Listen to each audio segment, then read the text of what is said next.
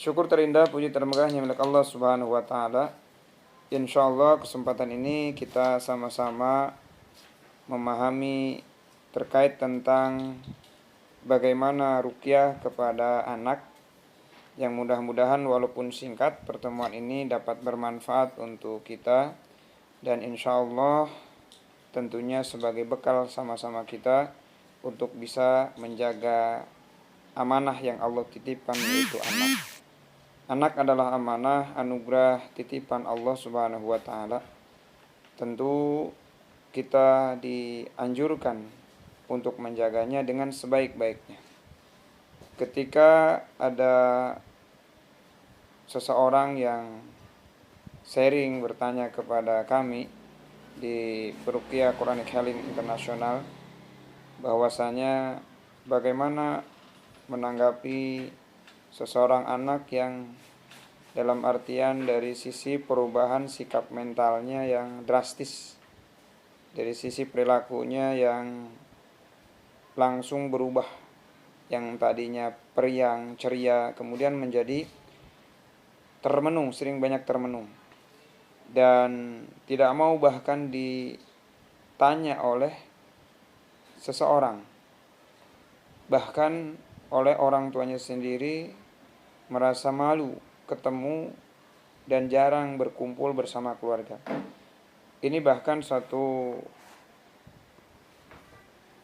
musibah buat kita ketika anak yang kita miliki berubah sikap dan mentalnya ke arah yang tidak umum. Bismillah. Sebelumnya insyaallah kita akan jelaskan terlebih dahulu bagaimana hak dan kewajiban kita kepada anak. Sebagaimana kita mengutip dari sahabat Umar bin Khattab bahwasanya didiklah anak-anakmu dengan bimbingan akidah dan syariah Islam serta skill terbaik, karena mereka akan mengalami zaman yang berbeda dengan zamanmu. Maka kalau simpulkan, alimu auladakum fa inna zamani ghairu zamanikum. Ajari, didik anak kita karena zamannya berbeda dengan zaman kita. Kita tahu kalau dahulu kita tidak punya alat komunikasi, tidak punya alat smartphone dan yang lainnya, dan bahkan baru bisa kita megang itu ketika kita dewasa. Tapi hari ini tidak bisa kita pungkiri ketika anak kita, keluarga kita, di sekeliling kita sudah bisa mendapatkan smartphone dengan begitu mudah, ya, di usianya yang masih terlalu kecil, bahkan kadang mungkin balita sudah megang smartphone. Masya Allah. Nah, apa poin yang disampaikan oleh Sayyidina Umar bin Khattab bahwasanya didiklah anak-anak kita dengan bimbingan akidah dan syariah Islam, dengan skill ataupun semua kemampuan yang kita miliki.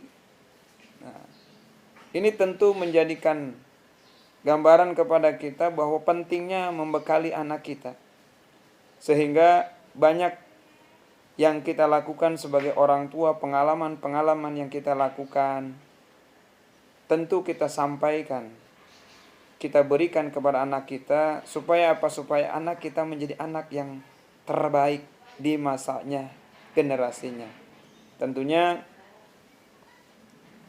Subhanul Yaum Rizalul Ghad, kita mengharapkan bahwa pemudanya hari ini adalah pendekarnya nanti di masa depan. Masya Allah.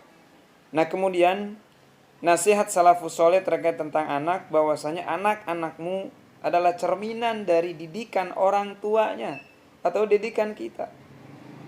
Jadi tentu kalau bahasa buah jatuh tidak akan jauh dari pohonnya. Maka yuk sama-sama kita mulai ibda bin nafsi kepada diri kita, ya, untuk sama-sama memahami, melaksanakan, memperbaiki diri kita, karena cerminan kita adalah akan ditiru oleh anak-anak kita. Masya Allah. Kemudian poin yang berikutnya adalah ketika kita mendidik amaliyah ibadah kita, praktik sholatnya, dan didikan sebagai reward, penghargaan, dan juga hukuman kepada mereka. Jadi efek kepada pendidikan kita baik dari segi menghargainya atau dari segi memang dari sisi pendidikan mendidiknya berupa hukuman yang tentu sebagai hukuman yang mendidik. Jamaah yang dirahmati Allah Subhanahu wa taala, tentunya terkait tentang ruqyah, doa ruqyah kepada anak. Bahwasanya anak ini adalah salah satu investasi akhirat kita yang sebetulnya sangat berharga, proyeksi jangka panjang bagi orang tua. Masya Allah. Jamaah yang dirahmati Allah Subhanahu wa taala, ketika anak yang kita miliki kemudian belum mencerminkan perilaku pribadi-pribadi yang solih dan solihah, maka tentunya kita sebagai orang tua, yang pertama kita sama-sama bermuhasabah, berintrospeksi kepada diri kita sendiri. Adakah yang keliru dengan saya? Adakah yang ada masalah dengan saya? Adakah kekeliruan saya? Ataukah dari cara mendidik dan yang lainnya? Masya Allah. Terkait tentang doa dan ruqyah kepada anak, kaidah yang pertama adalah ketika anak mengalami gangguan-gangguan, dari mulai bayi ataupun anak yang masih kecil dan belum balik, seringnya nangis di waktu-waktu yang tertentu, nangisnya tidak memiliki air mata, kemudian histeris dan tidak mau masuk ke dalam rumah, ataupun rewel yang begitu hebat, kemudian juga anak ya secara kebiasaan perilaku mencerminkan hal-hal yang aneh, dan ketika misalkan di dalam rumah dia tidak nyaman dan yang lainnya, bisa saja memang sedang ada pengaruh dan gangguan yang sedang mendekatinya. Dan tentu hal yang pertama kita lakukan adalah menenangkan terlebih dahulu kitanya, ya, menenangkan kitanya, kemudian sama-sama kita mendoakan anak kita. Insya Allah ketika kita sudah mulai nyaman, ketika kita sudah mulai tenang, ketika kita sudah mulai bisa menguasai diri kita sendiri, insya Allah anak akan mulai tenang dan mulai nyaman. Tentu ketika bayi ketika belum bisa bicara, kemampuan anak ketika misalkan ada yang sakit pasti dia nangis ataupun rewel. Namun tentu ketika keumuman rewelnya yang berbeda dengan hal yang biasa, itu pun kita perlu preventifnya, tindakan kita yang selanjutnya untuk melindunginya dari sisi hal-hal yang non medis. Jamaah yang dirahmati Allah Subhanahu wa taala. Kemudian yang selanjutnya, ketika ruqyah kepada anak yang sudah balik, ya, tentu perjalanan balik ini nasihat salafus saleh menyampaikan, ketika menyampaikan kepada anak, nak, hari ini kamu sudah bisa membedakan mana yang baik dan mana yang buruk, mana yang sesuai dengan tuntunan syar'i, mana yang tidak.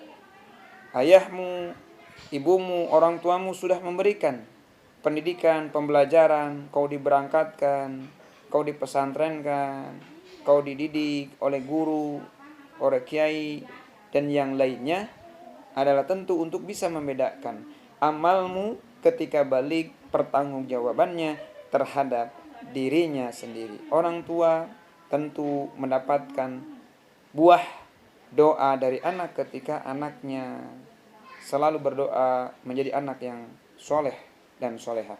Masya Allah. Jamaah yang dirahmati Allah Subhanahu wa ta'ala, mudah-mudahan walaupun singkat yang saya sampaikan, hanya 10 menit di pembahasan ruqyah terkait tentang anak, doa-doa yang kita sama-sama lakukan adalah ruqyah kepada anak. Boleh dengan ruqyah usapan, meniupkan kepada tangan kita, kemudian diusapkan kepada kita, kita ingin menjaga anak kita, dan diusapkan pula kepada anak kita minimal sebelum tidur, dan dekap anak kita, ya, tiup boleh ataupun dengan ditiupkan kepada air dan diminumkan kepada anak.